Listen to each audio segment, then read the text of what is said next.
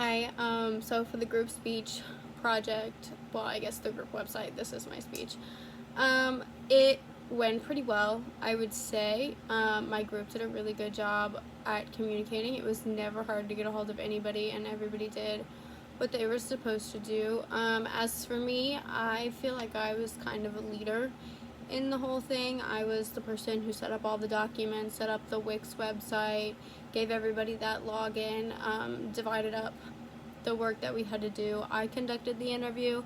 That was pretty tricky. I actually tried to email a woman that was head of special projects at the UK Philanthropy College, and she emailed me once and then I couldn't get a hold of her again, so that started to fall through, and it was starting to get pretty close to the deadline, so I panicked a little bit. But I think that I found people that made that successful. I used the nutritionist in the nutrition room for the swimming and diving team. She knows a lot about food, and God's Pantry is run out of the nutrition room, so I thought, what a great way. She's a local expert, especially since she's an expert in nutrition. That was really helpful. She was super easy to get a hold of, so that actually ended up working out really well for me. Working digitally was a lot harder than I anticipated it to be. Everybody is kind of on a different schedule, and even though we all don't really have so much to do, I personally am working, so my schedule was a little bit different.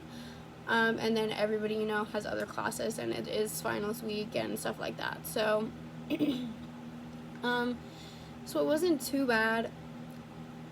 We just everybody did their thing on their own, and then we came together right at the end and overlooked it as a group, and then we submitted it. I tried to have everything done by about 8 p.m. just so that we, had time to do stuff like this, and we could just put together any finishing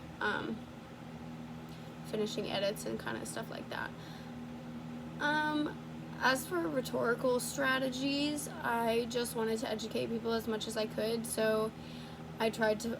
The source that I used was a medical study, and then again I used the she's a nutritionist, so that's a pretty good source. I thought I wanted people to really understand that food is important, and I know that it's hard for a lot of us in college, but there are ways around it, and I really wanted to exemplify that food pantries and stuff do bring the community together as a whole.